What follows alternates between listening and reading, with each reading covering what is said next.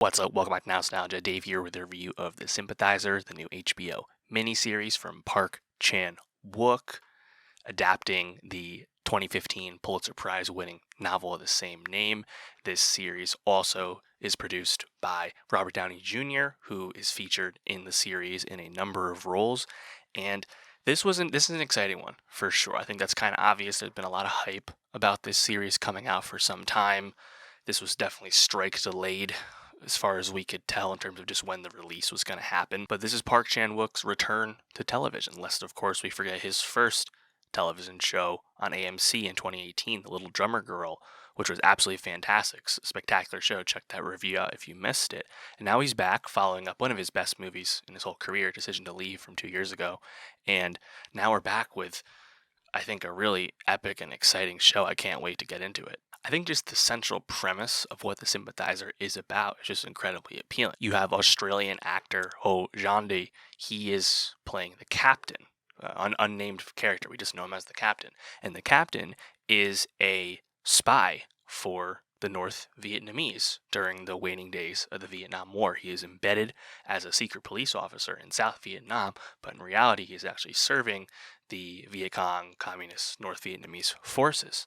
And the framing device of that first episode involves the captain imprisoned now in a North Vietnamese re-education camp following the conclusion of the war, reflecting on his past. So obviously we know things are going to go awry, but through, basically narration from the captain, it's just mainly all flashback in this first episode, where we jump back to 1975, starting about 4 months prior to the fall of Saigon, so the very end of the Vietnam War.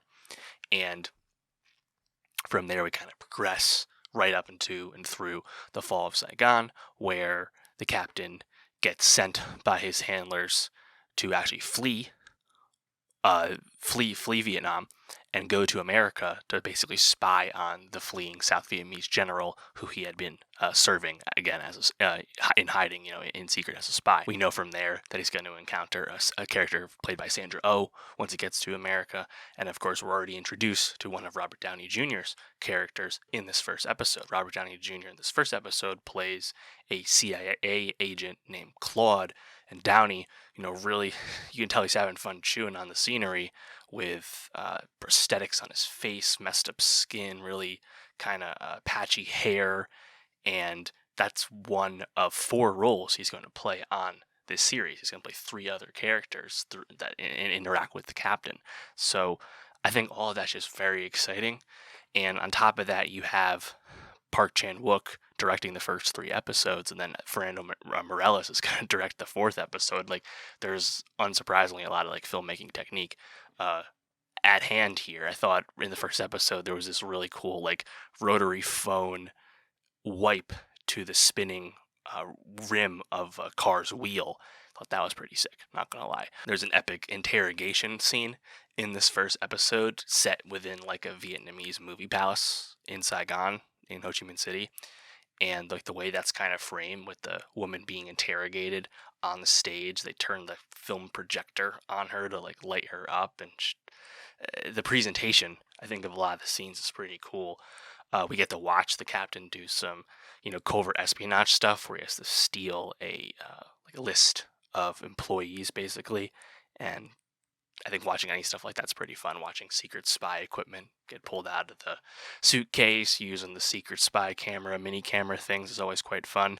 I also think, ultimately, what's pretty appealing about this series too, which is about almost exclusively about Vietnamese characters, right? Is the captain is a biracial person, French father, Vietnamese mother. So he's someone who is not seen as Vietnamese enough in his homeland, and you hear that a lot in this first episode. And unsurprisingly, we can assume he's not going to be viewed as American enough once he goes to the U.S. in the 70s. I think we can safely say that, not having seen these episodes yet. And it's a compelling juxtaposition, right? Meanwhile, this show does seem to have a comedic bend to it. It's described as a historical black comedy. Like there is some comedic elements, I think, which is pretty interesting because like I think there's also a heaviness to a lot of the storytelling here. So I'm curious to see how that's going to go.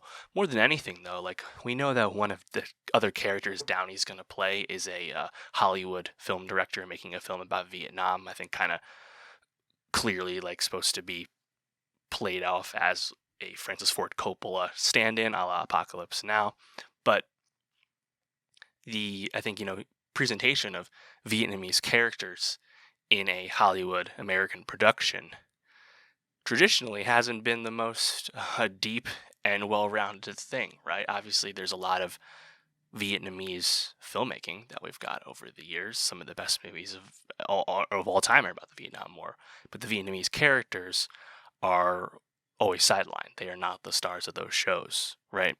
So this is, I think, an interesting way to almost give like a retrospective on that in terms of portraying other types of characters. So I'm intrigued about that. But ultimately, I think the most exciting thing about the Sympathizer on HBO from A24, Park Chan-wook back on TV, the most exciting thing about it is that this is like just a really clear, intentional adaptation of rich source material where you have a really confident central performance where you have I think a rich character who's going to be thrust into a lot of different situations.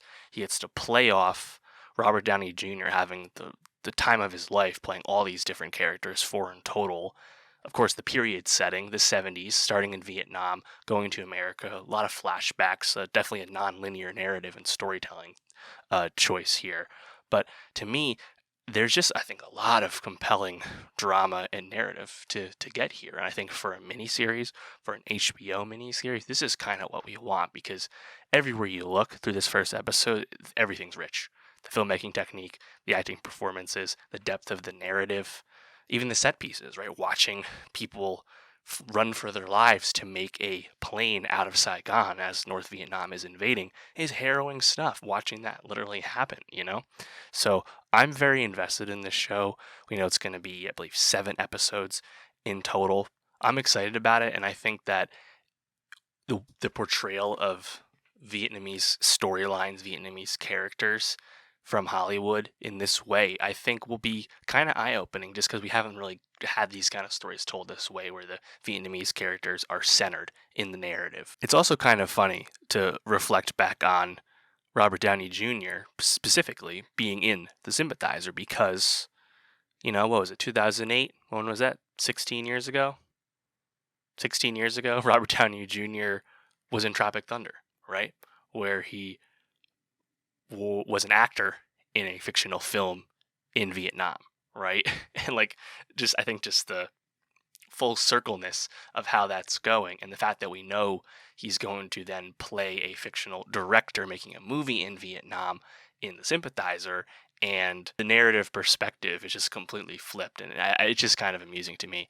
But yeah, I'm excited about this. I'm very curious how much time we'll spend in Saigon, in Vietnam, like pre-fall. I'm very interested to see how much flashback we get there because that, I think, is a very interesting place to be grounded in, especially from the Vietnamese perspective. But it seems like we're spending a lot more time in America with the captain because, again, that's also flashback from the perspective of him retelling this story in the prison camp he's in. So we'll probably move forward with that. But I'll be curious if we get how much more Vietnam stuff we get because I think that's definitely pretty compelling stuff. But we'll see. And no matter what, I think we can bank on, I think, narrative richness, impeccable filmmaking technique, the production design as well really stood out in this first episode. I think even the final set piece, the running to get to the plane, clearly on a soundstage, you could tell. I understand maybe some reservation about that scene, probably a money-saving move, to be honest, to not do the more classic trademark helicopter flights leaving Saigon, right?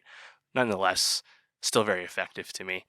But yeah, let me know, how did you feel about The Sympathizer through one episode? What are you most looking forward to seeing through the rest of the mini-series? And for more TV reviews, subscribe, and I'll see you next time.